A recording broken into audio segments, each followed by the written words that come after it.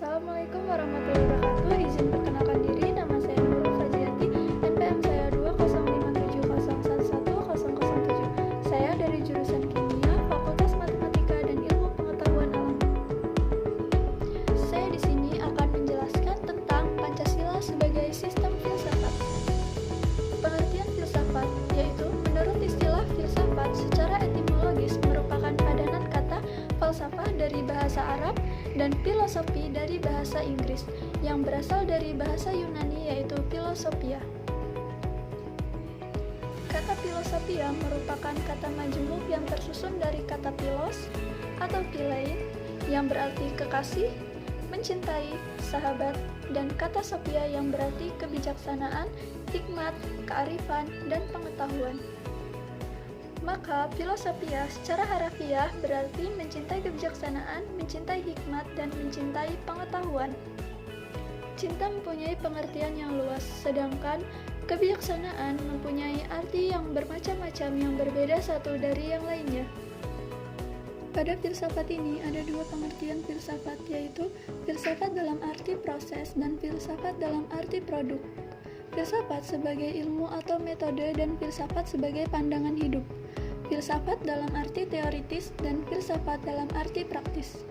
Pancasila dapat digolongkan sebagai filsafat dalam arti produk, sebagai pandangan hidup, dan dalam arti praktis.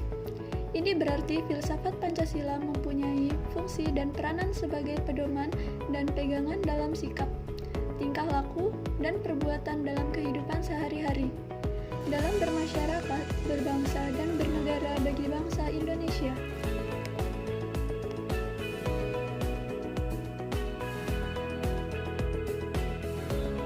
Pengertian filsafat Pancasila. Filsafat Pancasila artinya menggunakan nilai-nilai Pancasila sebagai dasar negara dan pandangan hidup bernegara. Pancasila sebagai filsafat ini adalah perluasan dari fungsi Pancasila sebagai dasar dan ideologi Indonesia. Filsafat Pancasila dapat didefinisikan secara ringkas sebagai refleksi kritis dan rasional tentang Pancasila sebagai dasar negara dan kenyataan budaya bangsa dengan tujuan untuk mendapatkan pokok-pokok pengertiannya yang mendasar dan menyeluruh.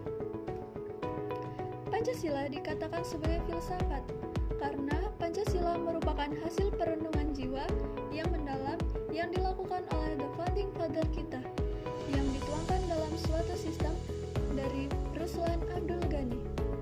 Filsafat Pancasila memberi pengetahuan dan pengertian ilmiah yaitu tentang hakikat dari Pancasila. Sebagai filsafat negara, tentunya Pancasila harus berperan sebagai pandangan hidup oleh semua masyarakat.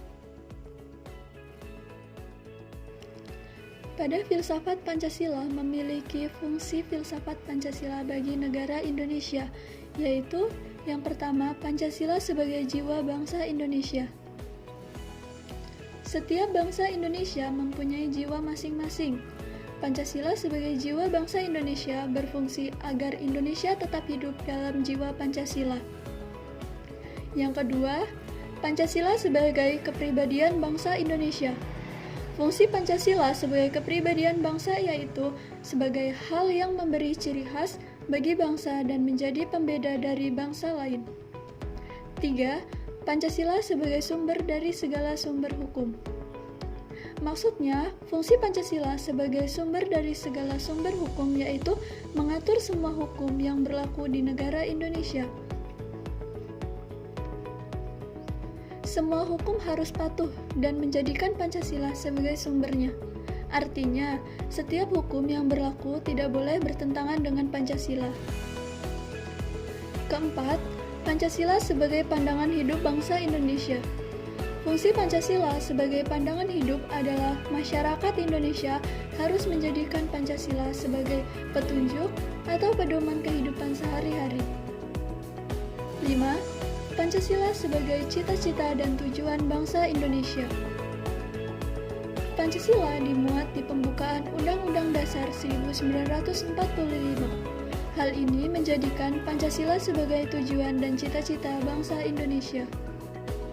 Jadi, fungsi filsafat Pancasila berikutnya adalah untuk menjadi perangkat dari berbagai ilmu pengetahuan, terutama ilmu yang berkaitan dengan kehidupan bernegara.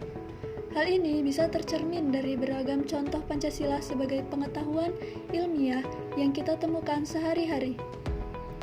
Fungsi Pancasila sebagai perangkat dari ilmu pengetahuan ini akan semakin jelas terlihat jika pemerintah negara telah dijalankan secara teratur sebagaimana kehidupan bernegara seharusnya.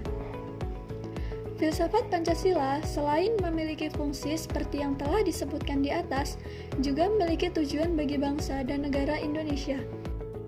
Berikut ini adalah tujuan filsafat Pancasila bagi Indonesia. Yang pertama yaitu untuk menciptakan bangsa yang religius dan taat kepada Tuhan Yang Maha Esa. Kedua, menjadi bangsa yang menjunjung keadilan baik secara sosial maupun ekonomi. Ketiga, menjadi bangsa yang menghargai hak asasi manusia atau HAM seperti yang bisa terangkum dalam hubungan hak asasi manusia dengan Pancasila sebagai dasar negara kita. Keempat, untuk menciptakan bangsa yang menjunjung tinggi demokrasi. Yang terakhir adalah menjadi bangsa yang nasionalis dan mencintai tanah airnya, yaitu tanah air Indonesia.